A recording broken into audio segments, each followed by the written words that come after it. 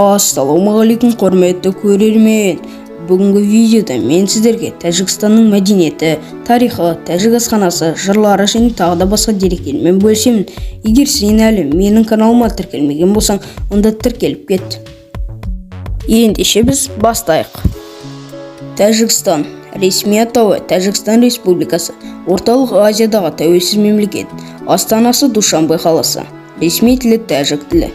Тәжікстан әкімшілік жағынан 3 облысқа бөлінеді. Ақша бірлігі Самони. Оңтүстігінде Ауғанстанмен, батысында Өзбекстанмен, солтүстігінде Қырғызстанмен, шығысында Қытаймен шектеседі. Жер аумағы 143 мың км шақырымды құрайды. Халқы 10 миллионға жуық. Тәжікстанда халқының көбі тәжіктер және де өзбектер, орыстар, түркмендер, қазақтар, қырғыздар, корейлер, немістер және тағы да басқа халықтар құрайды. Енді біз қысқаша тарихымен таныс болайық. 13 ғасырда Моңғол империясы орталық Азияны басып алып, қала халықтарын тонап, қырып тастады. Осыдан кейін Әмір Темір қазіргі Тәжікстан мен орталық Азияда темір әулетін құрды. Бұхар хандығы кезіндегі Тәжікстан. Тәжікстан 16 ғасырда Бұхар хандығынан қол астына өтті. 18 ғасырда империяның күйреуімен ол Бұхар хандығы мен Қоқан хандығы билігінде болды. Бұхар әмірлігі 20 ғасырға дейін өзгеріссіз қалды. Бірақ та 19 ғасырда Ресей империясы аумақтың кейбір бөліктерін жаулап ала бастады. Ресей империясы заманы орталық Азия толықтай Ресей империясының құрамына енді. 1864-1885 жылдар аралығында Ресей бірте-бірте Түркістанның бүкіл аумағын өз құрамына енгізді. 1885 жылға қарай Тәжікстан территориясын Ресей империясы, кейде Бұхар хандығы басқарды. Дегенмен тәжіктер Ресейдің ықпалын аз сезінді. Кеңес үкіметі заманы 1917 жылғы орыс төңкерісінен кейін тәжіктер де кеңес үкіметіне кіре бастады. Себебі оның алдында олар өзбектерге бағынған болатын, яғни Бұхар хандығына. Содан кейін Тәжікстанға жаппай шаруалар қоныстана бастады. Оған дәлел 1926-59 жылдар аралығында Тәжікстан халқының арасындағы орыстардың үлесі 1%-дан 13%-ға дейін өсті. 1939 жылы тәжіктер кеңес армиясының қатарына шақырыла бастады. Екінші дүниежүзілік соғыс кезінде 260 мыңға жуық тәжік азаматы Германия, Финляндия және Жапонияға қарсы соғысқа аттандырылды. 1957-58 жылдардағы Хрущевтың тың игеру саясаты кезінде тұрмыс жағдайы, білім мен өнеркәсібі басқа кеңестік республикалардан артта қалған Тәжікстанға назар аударды. 1991 жылы кеңес одағы ыдырап, Тәжікстан 9 қыркүйекте тәуелсіздігін жариялады. Бұл күн қазіргі елдің тәуелсіздік күні ретінде тойланады. Тәуелсіздікке қол жеткізе салысымен Тәжікстанның түрлі топтарының арасында азаматтық соғыс басталды.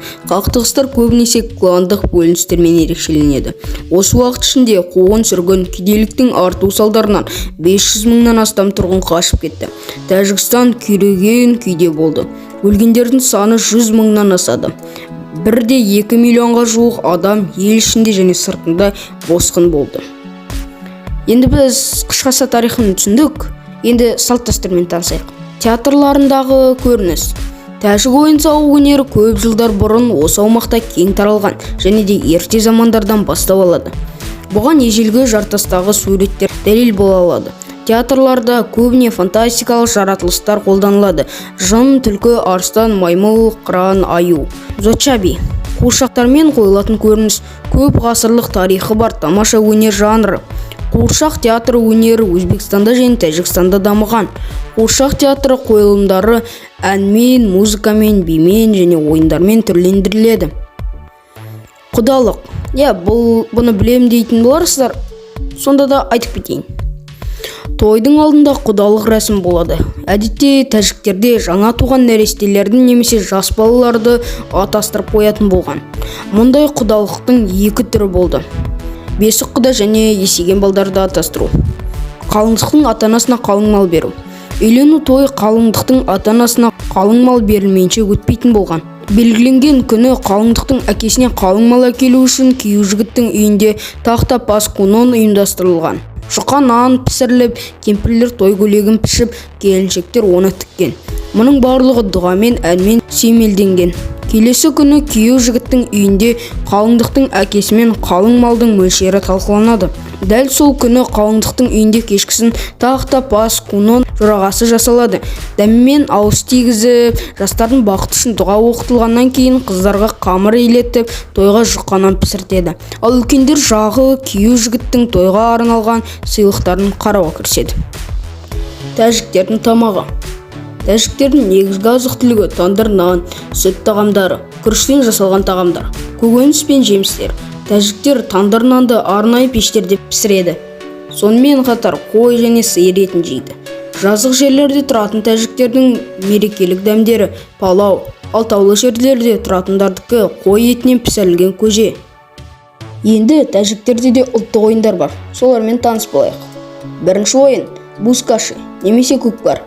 Ат спорты ойыны ерте заманнан келе жатқан ойын. Ол қатысушылардан ерлікті, ептілікті және күштілікті талап етеді. Орталық Азия елдерінде бұл ойын әртүрлі нұсқада кездеседі. Дегенмен де Тәжікстанға бұл ойынға жаңаша ережелер енгізілген. Бұрынғы уақытта ат үстінде ептілік танытуға отбасымен бір ауыл немесе бір аудан болып қатысатын. Нақтырақ айтқанда өзіміздің көкпар ғой. Екінші ойынымыз гуштенгери. Гуштенгери тәжіктердің көне күрес түрі. Күрескерлер ұлттық шапан мен жұмсақ белбеу тағады. Күрес кезінде қарсыластың белбеуінен, жеңінен немесе жағасынан ұстауға болады. Бірақ белден төмен ұстауға болмайды. Тек аяқпен шалуға рұқсат етіледі. Қарсыластың арқасын жерге тигізген адам жеңімпаз деп жарияланады.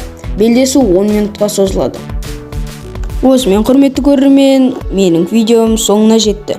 Осы видео сіздерге ұнады деген ойдамын. Егер сіздерге шынымен менің видеом ұнаса, лүпіл басып, арнаға жазылуды ұмытпаңыздар. Себебі мен келесіде тағы да одан да керемет видеолар шығаруға тырысамын.